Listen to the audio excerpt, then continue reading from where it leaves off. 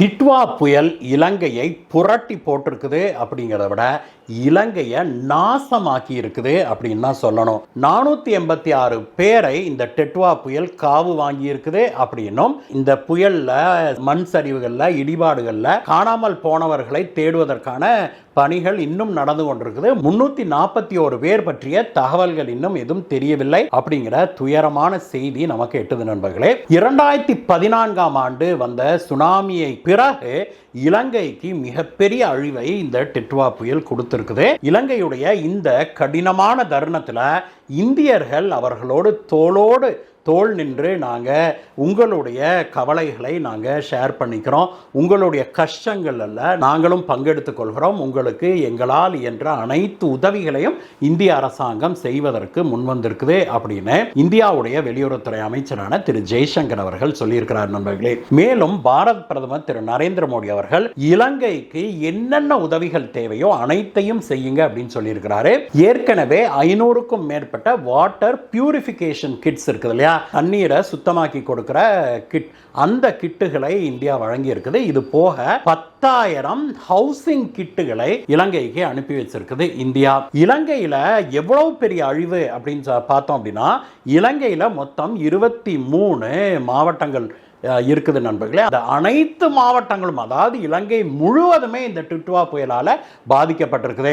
1.8 million மக்கள் இதில் பாதிக்கப்பட்டிருக்கிறாங்க அப்படின்னு சொல்றாங்க. அதாவது 18 லட்சம் மக்கள் இதில் பாதிக்கப்பட்டிருப்பதாக சொல்லப்படுது. இதனால பல இடங்கள்ல சாலைகள் முழுவதுமாக அழிஞ்சு போயிருக்குது, பாலங்கள் இடிஞ்சு போயிருக்குது, நிலச்சரிவுகள் மிகப்பெரிய அளவில் ஏற்பட்டதுனால இன்னும் கூட பல இடங்களுக்கு உதவிகள் சென்று சேரவில்லை, மீட்பு பணிகளுக்கு போகவே அங்க முடியல அப்படிங்கிற ஒரு சூழ்நிலை நிலவுவதை இந்தியா உணர்ந்து கொண்டு நேற்றைய தினம் இந்தியா தன்னுடைய C-17 போர் விமானங்கள் இருக்குது இல்லையா, அந்த C-17 அப்படிங்கிறது மிகப்பெரிய விமானங்கள் நண்பர்களே. அதுல டன் கணக்கில் பொருட்களை ஏற்றி கொண்டு சென்ற முடியும். இதுவரைக்கும் 4 முறை C-17 இந்தியா இலங்கைக்கு அனுப்பி இருக்குது. ஒவ்வொரு முறையும் இந்த உதவி பொருட்களை ஏற்றி கொண்டு சென்றது. நேற்று சென்றது இந்த பெய்லி பிரிட்ஜ் அப்படின்னு சொல்லுவாங்க இல்லையா, அந்த தற்காலிகமாக பாலம் அமைப்பது, அந்த தற்காலிக பாலங்களை நேற்று இலங்கைக்கு அனுப்பி இருக்குது. ஏன்னா நான் ஏற்கனவே சொன்னது போல பல ஊர்களில் பாலங்கள் இடிஞ்சு சாலைகள் எல்லாம் அடிச்சுக்கிட்டு போய் பல இடங்களை இந்த மீட்பு குழுவினர் சென்று கூட அடைய முடியவில்லை, ஹெலிகாப்டர் மூலமாக தான் போய் கொண்டிருந்தாங்க. அப்படியும் கூட எல்லா இடத்தையும் அவங்களால அணுக முடியல. அதனால இந்த டெம்பரரியாக அமைக்கப்படுகிற இந்த பெய்லி பிரிட்ஜஸ், இதை இந்தியாவில் நாம பல இடங்கள்ல நம்மளுடைய ராணுவம் பயன்படுத்துறத நம்ம பார்த்துருப்போம் நண்பர்களே. நம்ம ஊர்ல புயல் வெள்ளம்லாம் வரும்போது இந்த மாதிரி சாலைகள் அடிச்சுட்டு போகுது, இந்த மாதிரி ஹில் சைட்லாம் வந்தது அப்படின்னா ஆற்றுக்கு மேல ஒரு தற்காலிக பாலம் போல கொண்டு வந்து அப்படியே ஜாயின் பண்ணி ஒரு சில மணி நேரங்களில் ஒரு பாலத்தை அவங்க கட்டுவாங்க.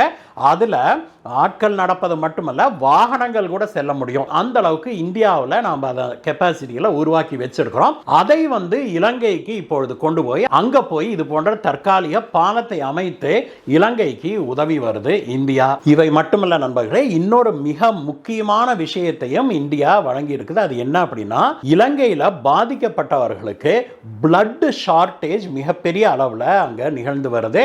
அங்க அடிபட்டவங்க ஹாஸ்பிட்டல்ல இருக்கிறவங்களுக்கு ரத்தம் கிடைப்பது அரிதாக இருப்பதால இந்தியாவிலிருந்து, இந்தியாவுடைய ரத்த வங்கிகளிலிருந்து ரத்தத்தை இந்திய அரசாங்கம் இலங்கைக்கு அனுப்பியிருக்கிற செய்திகளும் நமக்கு எட்டியிருக்குது. இவை மட்டுமல்ல, மேலும் 40 டன் பொருட்களை இந்தியா அனுப்பி வைத்திருப்பதாக செய்திகள் வெளியாகி இருக்குது. இந்தியாவுடைய இந்த சேவையை ஐக்கிய நாடுகள் சபை பாராட்டி இருக்குது அப்படிங்கிறதையும் நாம் இங்க சொல்லிக்கொள்ள வேணும். இலங்கையுடைய மிக கடினமான இந்த தருணத்தில் இந்தியர்களாகிய நாங்க உங்க கூட நாங்க நிற்கிறோம் அப்படிங்கிறதை ஒரு இந்தியனாக, ஒரு தமிழனாக உங்களுக்கு நாங்க எடுத்து சொல்ல விரும்புகிறோம் நண்பர்களே. உங்களுக்கு என்னென்ன தேவைகள் இருக்குதோ அவற்றை இந்திய அரசாங்கம் உங்களுக்கு கண்டிப்பாக எங்களால் இயன்ற அளவு நாங்கள் செய்வோம் அப்படிங்கிறதை நாங்கள் உறுதிப்படுத்திக் கொள்ள விரும்புகிறோம். என்னுடைய முந்தைய வீடியோவை பார்த்துட்டு இலங்கையிலிருந்து பல நண்பர்கள் இது தொடர்பாக எனக்கு எழுதியிருக்கிறீங்க. மனம் தளர வேண்டாம் நண்பர்களே, எங்களுடைய ஆதரவு உங்களுக்கு என்றென்றைக்கும் உண்டு. இதுவும் கடந்து போகும். விரைவில் நாம் அனைவரும் ஒன்றாக நல்ல நிலையில் பயணிக்கிற காலம் வரும், விரைவில் வரும். நன்றி.